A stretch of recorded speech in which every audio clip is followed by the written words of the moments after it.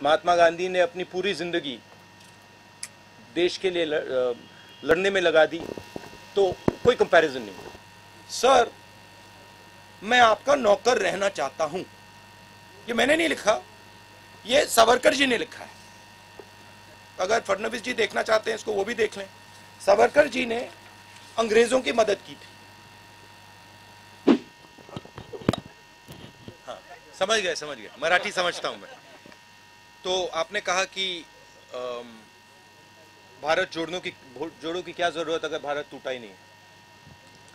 देखिए, भारत में पिछले 8 साल से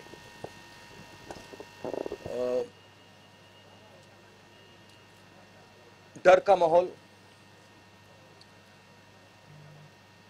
नफरत और हिंसा फैलाई जा रही है। शायद बीजेपी के नेता हिंदुस्तान के किसान से बात नहीं करते हैं, हिंदुस्तान के युवाओं से बात नहीं करते हैं, क्योंकि अगर वो उनसे बात करते तो उनको पता लगता कि हिंदुस्तान के किसान को, हिंदुस्तान के युवा को सामने का रास्ता नहीं दिख रहा है। बेरोजगारी फैल रही है, महंगाई फैल रही है, किसान को सही दाम नहीं मिलता है। ठीक है, तो इस माहौल के खिलाफ खड़े होने के लिए हमने भारत जोड़ो यात्रा शुरू की है, और ये कन्याकुमारी से श्रीनगर तक जाएगी। और अगर लोगों को नहीं लगता कि इस यात्रा की जरूरत है, तो फिर लाखों लोग बाहर नहीं निकलते। Thank you. राजेश चरापे साकल।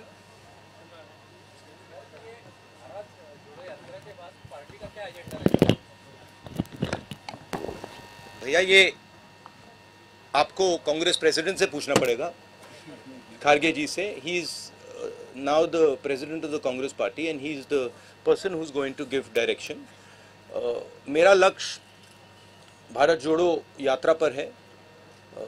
अब ये इसमें 2-3 महीने और लगेंगे, तो मेरा पूरा का पूरा फोकस इस यात्रा पे है। और बहुत बहुत अच्छा लग रहा है मुझे, क्योंकि बहुत सीखने को मिल रहा है, बहुत लोगों से समझने को मिल रहा है और बहुत प्यार मिल रहा है। नीरज जावड़ेकर, महाराष्ट्र टाइम्स। नीरज जावड़ेकर, महाराष्ट्र टाइम्स।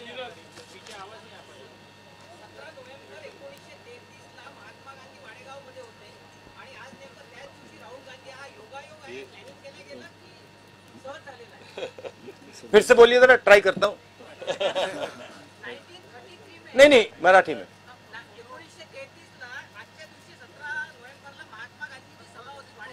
हाँ,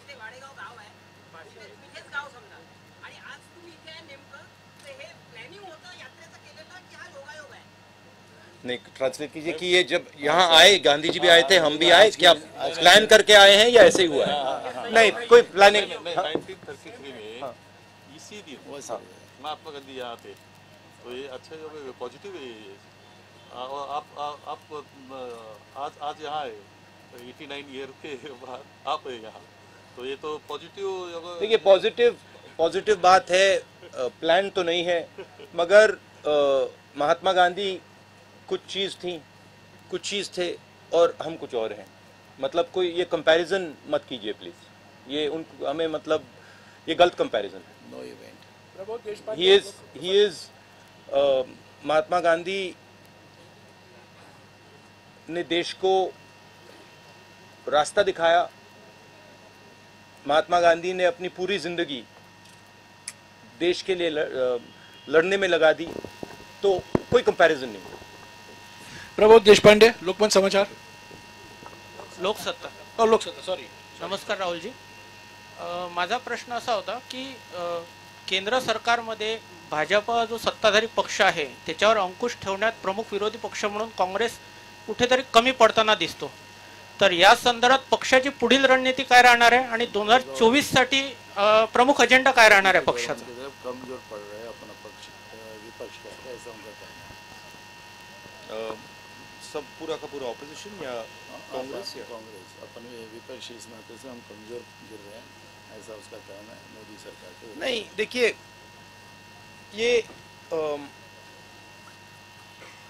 ये जो लड़ाई है, इसको सबसे पहले ठीक तरीके से समझना है। आमतौर से क्या होता है, लोकतंत्र में एक पॉलिटिकल पार्टी दूसरी पॉलिटिकल पार्टी से लड़ती है, और जो युद्ध का मैदान होता है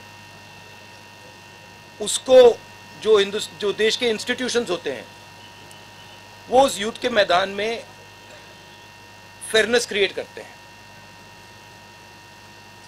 आज क्या है कि ये एक राजनीतिक पार्टी और दूसरी राजनीतिक पार्टी के बीच में लड़ाई नहीं है, और मैं सिर्फ कांग्रेस की बात नहीं कर रहा हूं। एक तरफ हिंदुस्तान के सारे इंस्टीट्यूशंस खड़े हैं, बोलना नहीं चाहिए मगर विपक्ष का प्रेस पे तो कंट्रोल नहीं है, हैगा? प्रेस पे तो कंट्रोल नहीं है ना, तो बीजेपी का प्रेस पे कंट्रोल है, इंस्टीट्यूशनल स्ट्रक्चर पे कंट्रोल है, जुडिशरी पे प्रेशर डालते हैं। तो ये परसेप्शन सच परसेप्शन नहीं है, ये परसेप्शन सुपरफिशियल ऊपर का परसेप्शन है। मगर अगर आप नीचे जाएं और जनता से पूछें तो आपको बहुत एकदम दिख जाता है कि जनता क्या कह रही है और ऊपर परसेप्शन क्या बन रहा है, उसमें फर्क है। संजय खांडेकर, पुण्यनगरी।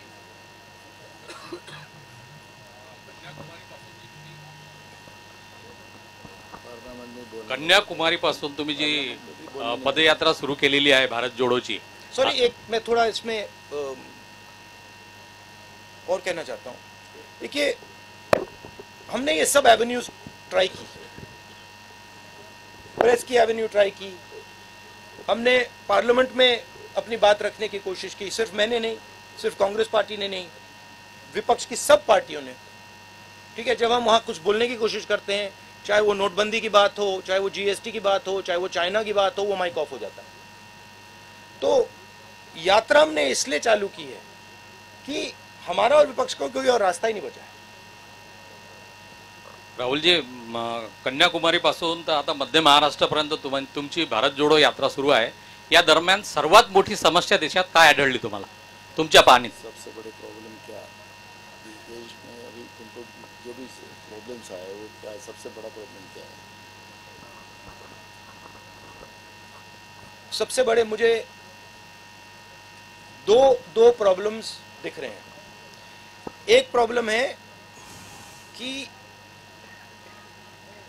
युवा को यह भरोसा नहीं है कि उसे रोजगार मिल सकता है, चाहे वो कुछ भी पढ़ ले, किसी भी यूनिवर्सिटी में चला जाए, सर्टिफिकेट मिल जाए, मगर वो आपको गारंटी करके ये नहीं कह सकता कि अगर मैंने इंजीनियरिंग की ट्रेनिंग की है तो मैं इंजीनियर बनूंगा या मजदूरी करूंगा।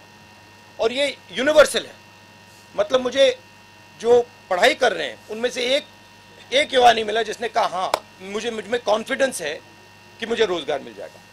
तो ये पहला बड़ा मुद्दा है। उसको अगर आप थोड़ी गहराई से देखें तो उस युवा के माता पिता ने मेहनत करके उसे उसकी शिक्षा के लिए पैसा मोस्टली प्राइवेट प्लेयर्स को दिया है, प्राइवेट इंस्टीट्यूशंस को दिया है। एक तरफ वो दिन भर काम करते हैं, दूसरी तरफ महंगाई बढ़ती जा रही है, और तीसरी साइड जो उनका भविष्य है, उनका जो बेटा हो या उनकी बेटी हो, उसका रास्ता बंद है। तो पहला प्रॉब्लम ये है। दूसरा प्रॉब्लम किसानों का प्रॉब्लम है, जो देश को भोजन देता है, जो प्रोडक्टिव एलिमेंट है हिंदुस्तान, उसको कोई सपोर्ट नहीं, उसको कोई मदद नहीं है, उसको सही दाम नहीं मिलता।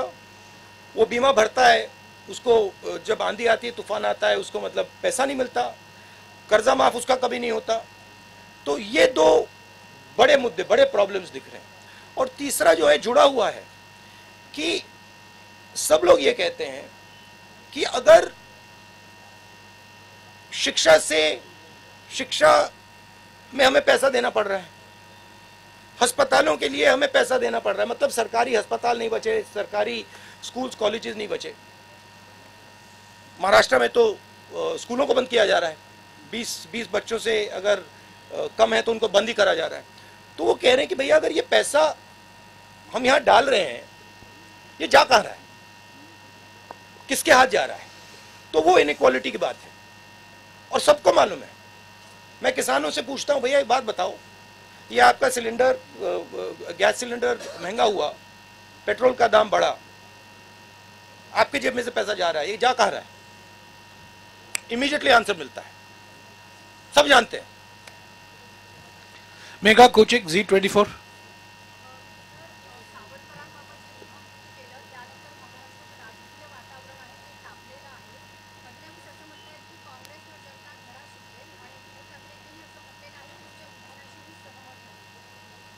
सावरकर के बारे में बोला ना, तो डॉक्टर बोलते मैं सहमत हूँ और पढ़ने सोचता है कि हमें ही लोग जगह दिखाएंगे। ये देखिए, ये मेरे लिए सबसे जरूरी डॉक्यूमेंट है।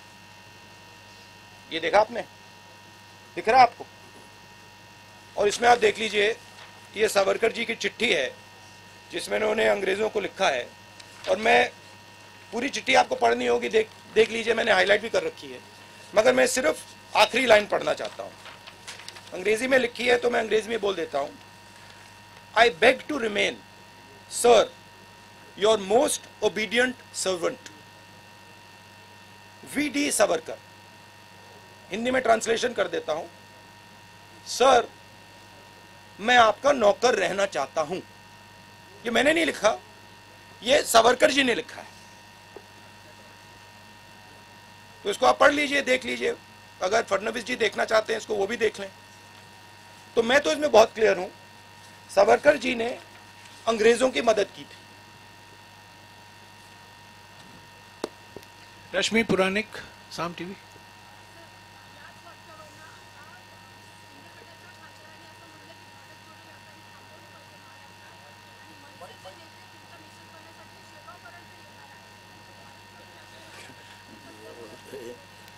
यात्रा को रोकना चाहिए, सावरकर के बारे में ऐसा बोला है, तो वैसे गवर्नमेंट को इसने लेटर लिखा है। किसने?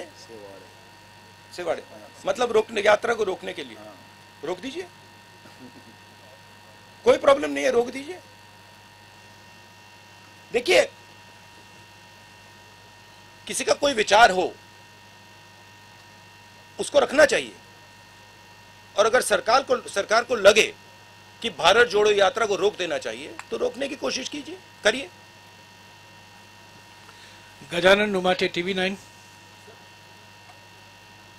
आपकी रैली देखें तो उसमें घोषणाएं चलती है कि 2024 में प्रतिपक्ष का प्राइम मिनिस्टर पद का चेहरा राहुल गांधी है। क्या आप भी यही सोच रहे हैं कि 2024 में आप as prime minister candidate opposition करो? मैं ये आप डिस्ट्रैक्ट करने का बहुत अच्छा तरीका है। हमारा काम भारत जोड़ो यात्रा का काम है, हमें भारत को जोड़ना है। ये इस सवाल के बारे में हम सोच ही नहीं रहे। हम सिर्फ हम कन्याकुमारी से शुरू किए हैं, हम श्रीनगर तक जाएंगे और वहां पर हम तिरंगे को लहराएंगे। ये हम कर रहे हैं, ये हमारी तपस्या है, और हम और कुछ चीज के बारे में नहीं सोच रहे। मुस्तान मिर्जा, आज तक। मेरा सवाल यह है कि हिमाचल प्रदेश में जब इलेक्शन हुए तो आपने 40 रैलीज की थी, और पिछली बार गुजरात में भी बहुत बड़ा कैंपेन आपने किया था, पर इस बार आपके इक्का दुक्का सिर्फ रैलीज है गुजरात में, तो ऐसा क्यों? क्योंकि जैसे मैंने अभी बोला, हमने सितंबर में भारत जोड़ो यात्रा शुरू की। हम इस यात्रा को श्रीनगर तक ले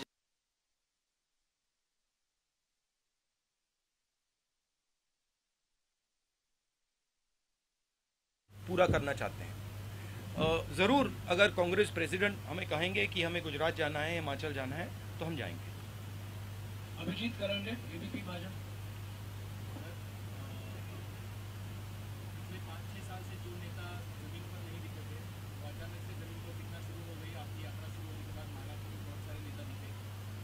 राहुल गांधी तो निकल पड़े, उन्होंने एक प्रोग्राम दे दिया है पार्टी के लिए। क्या ये प्रोग्राम गांव देहात तक जाने के लिए, क्योंकि यात्रा तो कन्याकुमारी से कश्मीर जा रही है, बहुत सारे तबके तक नहीं जा रही है, तो क्या कांग्रेस का कोई प्लान है आगे वाला, जो ये यात्रा है हर आदमी तक, हर गांव तक, हर शहर तक, हर तबके तक, हर आदिवासी पाड़े तक जाए, और आपका विचार जो है, जो आप बोल रहे हैं, वो पहुंचे वहां? यात्रा एक सोच है, एक काम करने का तरीका है, एक कह दो एक इमेजिनेशन है।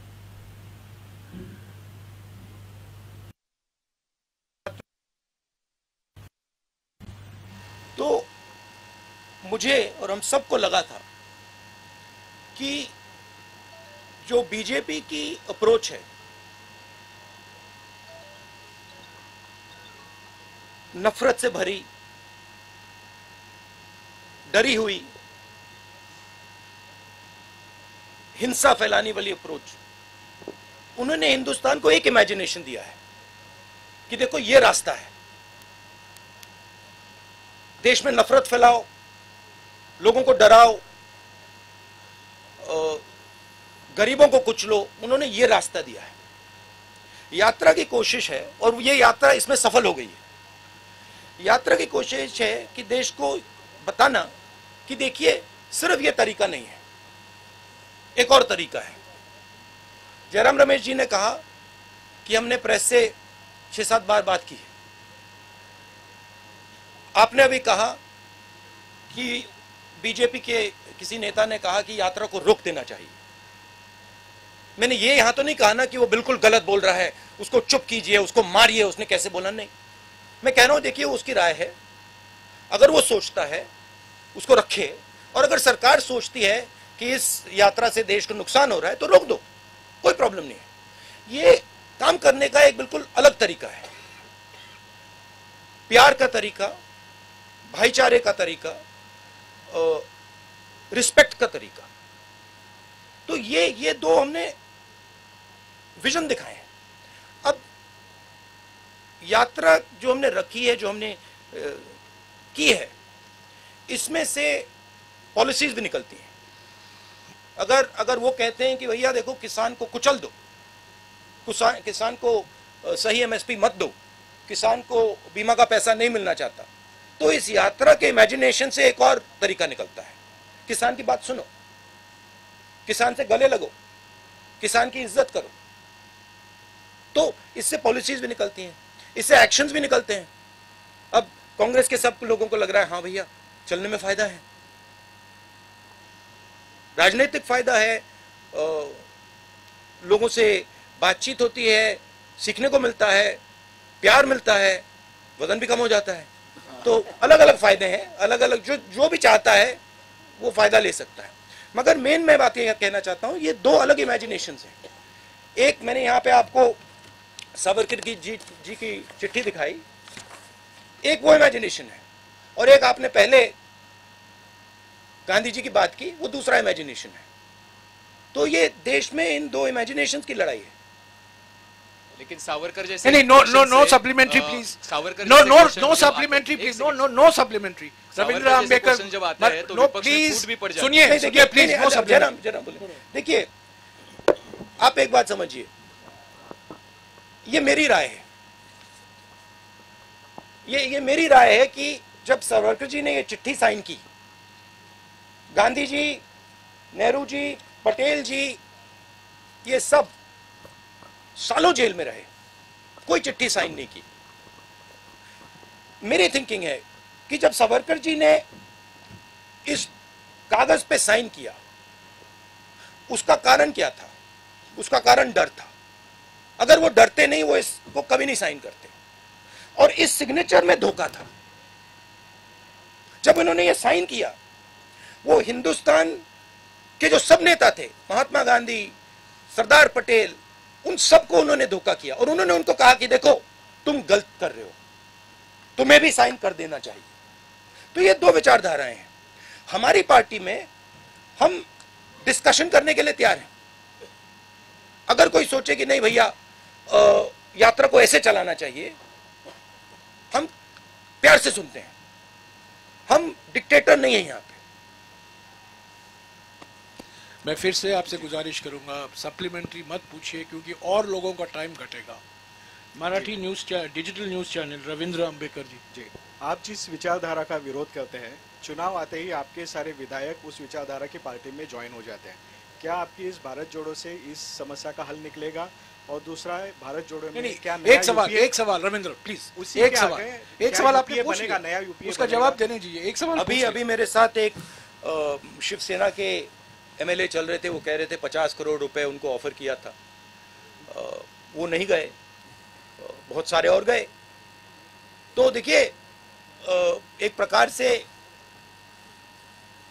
ऑपोजिशन की सफाई भी हो रही है। जो भी करप्ट लोग हैं, जो 10 करोड़ के लिए, 15 करोड़ के लिए, 50 करोड़ के लिए बिक जाते हैं, वो बीजेपी जा रहे हैं। अच्छी बात है। हिंदुस्तान में साफ सुथरे लोगों की कमी तो नहीं है, हमारे साथ आ जाएंगे। हमारे पास 12-13 मिनट का समय बाकी है। अब मैं हिंदी और अंग्रेजी मीडिया से सवाल लूंगा। अखिलेश मिश्रा, नवभारत हैं क्या? पूछिए ना, आगे आगे पूछिए। जब तक आगे आएंगे मैं अगले सवाल से पूछूंगा। संतोष गवाई, दैनिक भास्कर,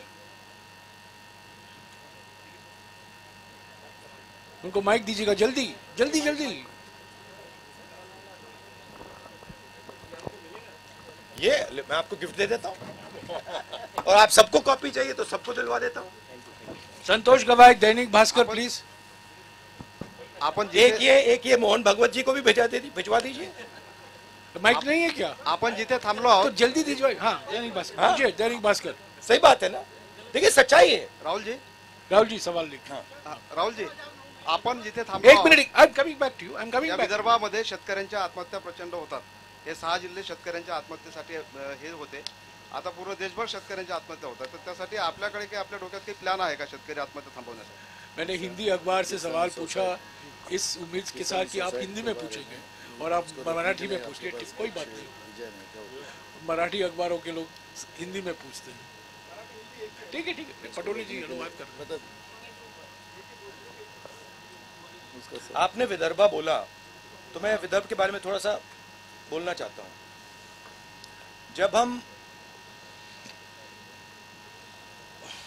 विदर्भ के बाउंड्री पे थे,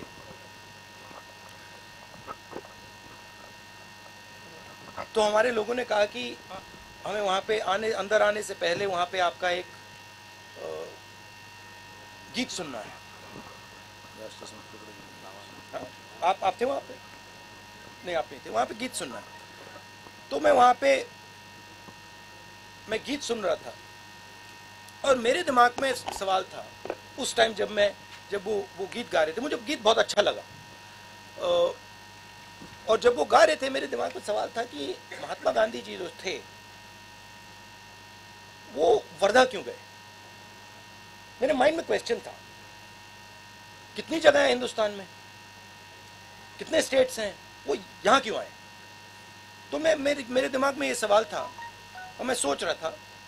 और फिर गीत के बाद वहां पे एक बड़ा सा आपने गेट लगा रखा, और गेट के जैसे मैं अंदर गया 10 मिनट नहीं हुए मुझे बात समझ आ गई कि जो कांग्रेस की जो आइडियोलॉजी है वो एक्चुअली विदर्भ में है, और जो नेचुरल कांग्रेसी होता है वो सब विदर्भ में बैठे हुए हैं। अब आपने बोला विदर्भ के किसानों की बात की। विदर्भ में ज्यादा मुश्किल है, मगर ये जो आपने मुद्दा उठाया है ये सिर्फ विदर्भ का मुद्दा नहीं है, ये पूरे हिंदुस्तान का मुद्दा है। विदर्भ में पानी की समस्या है, उसके बारे में कुछ किया जा सकता है, मगर जो हमारे प्रोड्यूसर्स हैं जो खेती करते हैं उनको प्रोटेक्शन देने की जरूरत है, उनको उनकी रक्षा करने की जरूरत है। जैसे कोई परिवार में कोई जो ब्रेड अर्नर होता है वो जरूरी होता है, उसकी प्रोटेक्शन करने की जरूरत होती है। वैसे ही हमारा जो किसान है वो देश को भोजन देता है। आजकल हमारी मेंटालिटी, सरकार की मेंटालिटी कि भाई यहाँ देखो ये खेती कर रहा है उसको छोड़ दो, करने दो, सही रेट मिले ना मिले छोड़ दो, कर्ज माफी की जरूरत है नहीं छोड़ो, ये एटीट्यूड बदलना पड़ेगा, उसको सेंटर में लाना पड़ेगा, कहना पड़ेगा कि नहीं ये सबसे जरूरी चीज है और ये देश को भोजन देते हैं, ये 24 घंटा काम करते हैं और सरकार और देश का फर्ज बनता है कि वो इनकी रक्षा करे। अब रक्षा कैसे होगी? रक्षा उसको सही दाम देने से। हम न्याय योजना लाए थे, समझा दूं या आप जानते हो उसके बारे में? हर महीने हिंदुस्तान के सबसे गरीब लोगों को डायरेक्ट बैंक अकाउंट में पैसा, 72,000 रुपए साल के हर फैमिली को। तो उससे गरीब किसान के नीचे एक फ्लोर फर्श बन जाएगा, उसके नीचे वो गिर ही नहीं पाएगा। तो नीचे आपने उसको मिनिमम पैसा दे दिया, कम से कम पैसा, और साइड से आपने उसकी रक्षा की। आपने उसको जब उसको कर्जे की जरूरत, जब उसके कर्जा ज्यादा हो जाए, आप सेंसिटिविटी से सुनो, आप उसकी बात समझो, जब उस पर प्रेशर आता है आप उस प्रेशर को रिलीज करो। तो ये सब काम बहुत आसानी से किया जा सकता है। हमने यूपीए की सरकार में ये काम किया था। और आप विदर्भ के किसान से पूछो, जब विदर्भ को दर्द हो रहा था, यूपीए ने एकदम यहाँ पे पैकेज दिया था। अखिलेश मिश्रा, नवभारत। राहुल जी, उत्तर प्रदेश में पार्टी आपकी बहुत कमजोर होती जा रही है, आपकी यात्रा उधर से क्यों नहीं जा रही है? ये जो यात्रा है ना, ये इसका लक्ष्य कन्याकुमारी से कश्मीर तक जाने का है। नहीं, आप चले गए, सवाल पूछ लिया। हाँ, जवाब नहीं चाहते क्या? हाँ, तो ये यात्रा कश्मीर तक जाएगी और कन्याकुमारी से ये शुरू हुई है। अब मुझे पता नहीं ये किसने बात बोल दी कि ये यात्रा उत्तर प्रदेश से नहीं निकलेगी। मुझे नहीं मालूम किसने बोला है, क्योंकि दिल्ली के बाद ये यात्रा उत्तर प्रदेश से निकलेगी। उत्तर प्रदेश से हरियाणा जाएगी, हरियाणा से पंजाब जाएगी, पंजाब से जम्मू जाएगी। तो पता नहीं ये मिस इन्फॉर्मेशन कौन फैला रहा है, मगर ये यात्रा यूपी में जाएगी। गजानन अवस्थी, लोकमत समाचार। एक मेरी एक्चुअली शिकायत है कि यूपी में थोड़ा और जाना चाहिए था, बट अगर हम थोड़ा और जाएंगे तो वो रास्ता फिर ज़्यादा लंबा हो जाएगा। इसलिए हमने यूपी में शायद 2-3 डिस्ट्रिक्ट्स में हम जाएंगे, 3, 4, 5 दिन जाएंगे। मैं राहुल जी से निवेदन करूंगा कि उनके जवाब के कारण हम इसको 5 मिनट बढ़ा सकते हैं तो अच्छा। हाँ, बढ़ा। ठीक है, गजानन अवस्थी प्लीज, लोकमत समाचार। हेलो सर, राज्य के अभी की जो खस्ताहाल, एक minute please, Gajanan Awasthi. Sir, राज्य की जो खस्ताहाल स्थिति है अभी महाराष्ट्र की, तो ये पदयात्रा का उस पर कुछ असर होगा क्या वर्तमान राज्य की स्थिति पर? नहीं, राज्य मतलब महाराष्ट्र के राज्य ये थी कि हाँ, पार्टी की स्थिति कमजोर नहीं है। महाराष्ट्र में कांग्रेस की विचारधारा, और ये मैंने जयराम रमेश जी से कहा, मैं आपको बताऊं सबसे अच्छा रिस्पांस महाराष्ट्र में मिला है। नेचुरल कांग्रेस है ये। और मुझे मतलब ये बात बहुत समझने को मिली है, ये यहाँ पे नेचुरल कांग्रेस है, मतलब ये डीएनए है कांग्रेस का। तो यहाँ कांग्रेस पार्टी मजबूत, कमजोर बिल्कुल नहीं। वैभव गंजापुरे, टाइम्स ऑफ इंडिया प्लीज। देखिए, फ्यूचर तो आप प्रेडिक्ट करते हो, मैं तो करता नहीं हूं, मगर असर जरूर पड़ेगा, पॉजिटिव असर पड़ेगा। वैभव गंजापुरे। राहुल जी, जब आपका यात्रा खत्म होगा कश्मीर में, तो आप क्या बदलाव देखते हैं भारत में, और कांग्रेस पार्टी को कैसा? एक सवाल अंग्रेजी मीडिया भी हिंदी में पूछ रही है। अच्छा, ठीक है। Okay, how it will benefit Congress when you and your यात्रा इन Srinagar? Look, I am not a soothsayer. I cannot predict the future. But you must have thought something. You must You have asked a thought. question. Let me answer the question. My job is to do what I see as my duty, and I felt that my duty, in a time when India is internally fractured, in pain, where violence is being spread across the country, where hatred is being spread across the country, I felt it is my duty to show that there is another way possible.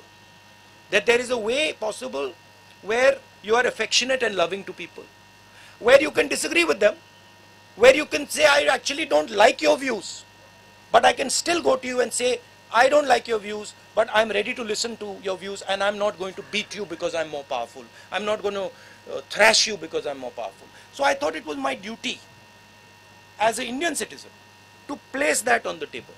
And that is the idea of the Bharat Jodo Yatra. Now, please don't misunderstand. It is not only my duty, and it is not only I who is thinking this. Large number of Congress people feel the same thing. And millions of people, farmers, youngsters, men, women, feel the same thing. So I think it's a very powerful thing, the Yatra. And I think if people think about it with a little bit of depth, they will realize that the principles that we are putting across here are not just political principles. They are principles that you can use in your life. They are principles that you can use with your brother, with your sister, with people you are working with. A little respect will not weaken India. It will only strengthen India. A little bit of affection, a little bit of love will only strengthen India. So that's the idea. Now what happens after the Yatra? Let's see. अभिनय देशपांडे, हिंदू देशपांडे हैं? अभिनय देशपांडे नहीं आया? I don't understand why people feel that hatred makes a country strong. I don't understand it. Right? I don't understand why people feel that being abusive, being nasty, being cruel makes a country strong. I think it makes a country weak. I think it is cowardice. And I think that's not what India is.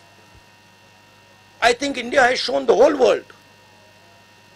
I remember I asked Nelson Mandela after he came out of jail 26 years.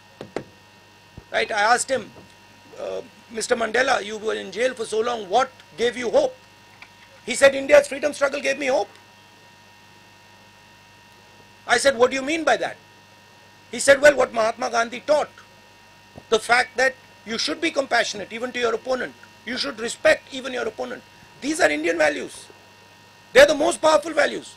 And in the world that we are facing today, with the United States and China and war here and there, this is the most powerful thing that we have. Why are we throwing it away? Rahul ji ने आपके साथ 40 minute गुजारे हैं।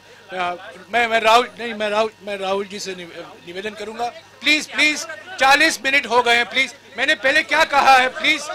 नहीं, बिल्कुल नहीं, आप एक ही ग्रुप के हैं। देखिए, नियम मत तोड़िए। मैं राहुल जी से गुजारिश करूंगा, आखिर में महाराष्ट्र की जनता के लिए अगर वो कोई संदेशा देना चाहते हैं, 2 मिनट बोल लें। नहीं, कोई सवाल नहीं, 40 मिनट हो गए हैं। सवाल आप प्रधानमंत्री जी से कीजिए।